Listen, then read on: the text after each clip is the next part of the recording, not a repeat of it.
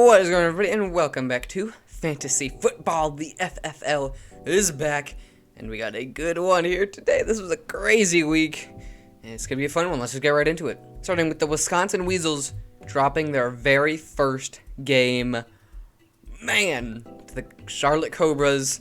Wow, 185 to 207. Cobras getting their revenge from last week, losing their first one, and this time the Weasels, they were the last undefeated team, but they lose this week. Now they're tied with the Cobras at 6-1. I mean, man, another 200-plus game for the Cobras. They are still dominant. And wow, looking at the chart, Weasels were just really consistent all the way up until about the primetime games on Sunday and Monday, and then they just kind of flattened out. Meanwhile, the Cobras, they were flat for quite a while, but then they came back in the Monday game. So yeah, good job for them. Good game. Looking at the stats for the Weasels, Patrick Mahomes, 33 points. Oh, baby. That is quite the amount of points, even for Patrick Mahomes. It is still above normal, and also quite a lot more than Brock Purdy on the Cobras, who only had 12. So, yeah, not great game for him. But the Cobras did have Alvin Kamara with 29 points, looking like prime Alvin Kamara. And they also had Travis Etienne at running back with 22 points. He's continuing to be dominant. Meanwhile, looking at wide receiver, the only interesting one for both teams was Puka Nacua on the Weasels with 24 points. Quite a good game for the Weasels at wide receiver, at least only for Puka Nacua. At tight end, TJ Hawkinson with 19, reverting back to his early days of this year at least. 19 points, pretty good for the Cobras. And they also had, for the Weasels, Sam Laporta with 11, so not terrible at tight end. But they look at RYT for the Cobras and Jordan Addison. He had 32 points. Ooh, baby, against the Niners defense, too. Man, he had a crazy game, 32 points. To Ramondre Stevenson's 14 and RYT, not great for him.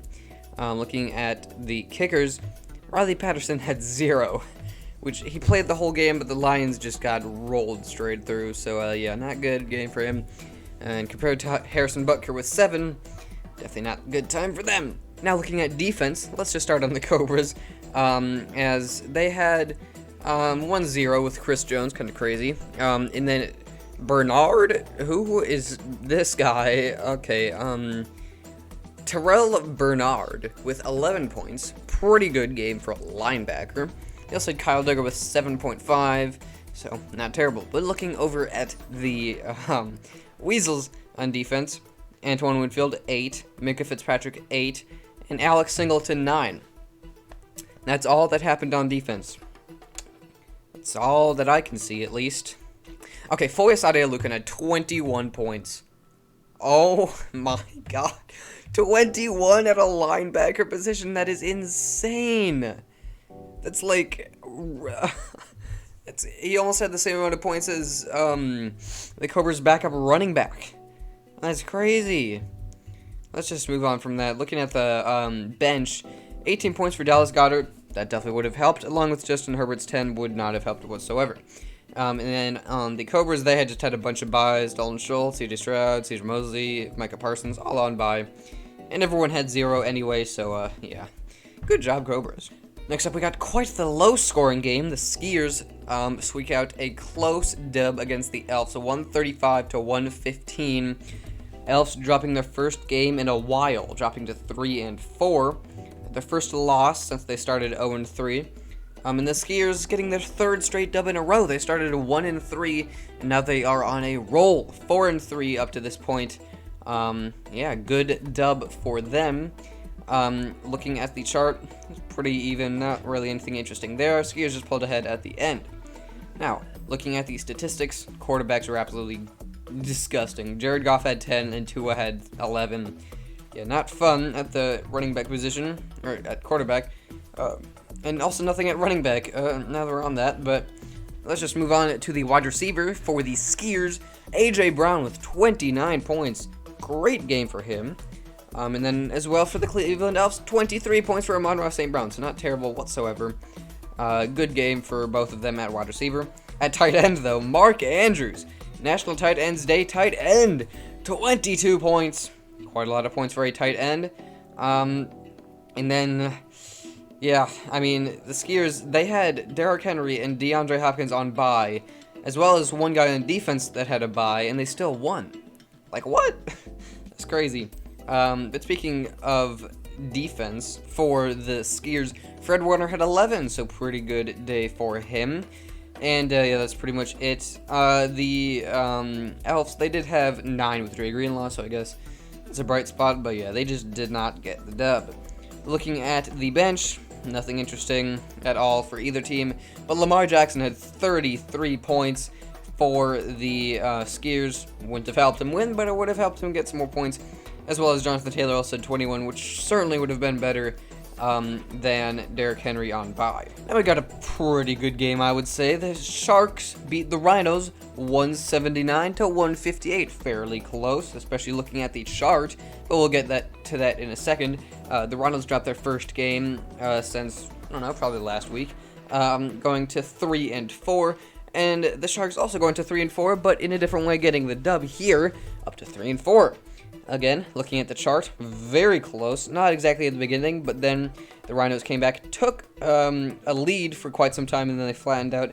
And the Sharks just got a few more points at the end and won. Looking at the stats, the Sharks had 24 points with Josh Allen, so good job by him. They also had Christian McCaffrey with 22 as he gets his weekly rushing touchdown. And then the first bright spot on the Rhinos was Mike Evans with 20 points, so pretty good game for him, as well as Terry McLaurin with 15, so good job. But the Sharks also had a wide receiver with 15, and that was George Pickett. Now, looking at the tight ends. Oh, mama. This was tight ends day for a reason. Oh, mama. Darren Waller with 22 points. 22! That is quite the amount of points for the Sharks. With Darren Waller, in them Travis Kelce. Dear God. I mean, National Tight Ends Day, 35 points? That's like a wide receiver, quarterback, like Travis Etienne numbers. What?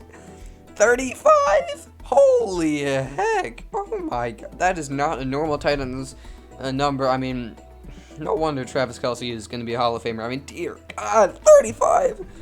Oh, and made Darren Waller look bad, and Darren Waller is not that great on the Giants, but 22 is certainly not bad. Looking at kicker, Younghoe Koo for the Sharks had 12. Good job for him. Bit better than Jake Moody with 7 on the Rhinos. And then on defense, on the Rhinos, we got Mike Donna with 7. Not terrible. And Zaire Franklin with 10. So not terrible on defense. I also had Josie Jewell with 7. So not awful. On the Sharks, though, Chris Bynum, I'm pretty sure that's his name, had 14. Pretty good game for him. As well, they also had Bobby Okereke with 10. Looking at the bench, pretty much everyone for both teams had byes. And the other ones that didn't were Daniel Jones and Deebo Samuel, who also had 0 because they were injured. So this was like the only option for points that both of the teams had. So, yeah, kind of funny how that works. And to wrap up these games for today, the Cheeseheads continue to lose. This is their 6th straight loss. They won in week 1. They've been losing, dropping to 1-6 against the Stunner Boys, 113 to 159. The Stunner Boys, they've been doing the same thing, 5 straight losses, until this point where they got their first dub since week 1, going up to 2-5. Good job for them, but yeah, it wasn't exactly the toughest opponent. As, I mean, they fairly dominated. The Cheeseheads did have a lead at one point, but they literally immediately lost points and then flattened out, so not the most impressive day for both of them.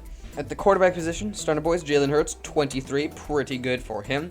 Saquads also had 18 for the Stunner Boys at running backs, not terrible. They did have Tony Pollard on a bye, so that's gotta suck. But Isaiah Pacheco for the Cheeseheads, 16, not awful, especially for being the number 3 overall draft pick, dear God. The Stunner Boys at wide receiver at Tyreek Hill, 25 points. Oh, mama! That is quite the amount of points. Jalen Waddle, also 12, not awful. He was out for like the whole game, though, so kind of crazy. And that's pretty much it at wide receiver, except for Michael Pittman, he had 16, so not awful there. And then, looking elsewhere, at RYT, Jahmyr Gibbs did something, which is rare, and of course it had to happen in the worst Lions game since, well, there's been a lot of terrible Lions games, but I guess the worst Lions game this year so far, and he got 27 points. Like, They drafted this guy so high, and what is this? I don't... Okay, anyway, moving on. Kickers, Jacoby Myers, 8 on the Stunner Boys. Not bad there. And then Stunner Boys had 2 people on bye, Brian Burns, Quinn Williams on D-line, so that's just wonderful. And Quinn... Oh, no, which one is... Oh, I forgot. They both have the brothers. Quincy Williams was also had a bye for the Cheeseheads. On defense for the Stunner Boys. Eric Kendricks, 10. Grant Delpit, 9. Not awful. And Legarius Sneed, 8. And nothing was going well for the Cheeseheads on defense. I mean, Bobby Wagner with 7. That's just about it. Looking at the bench, though, Cheeseheads probably could have improved some places. Kirk Cousins, 21. That's just about it, though. And then the Stunner Boys, Christian Kirk with 19. Not the other Christian Kirk. Kirk Cousins got 21, and the other Christian Kirk at 19.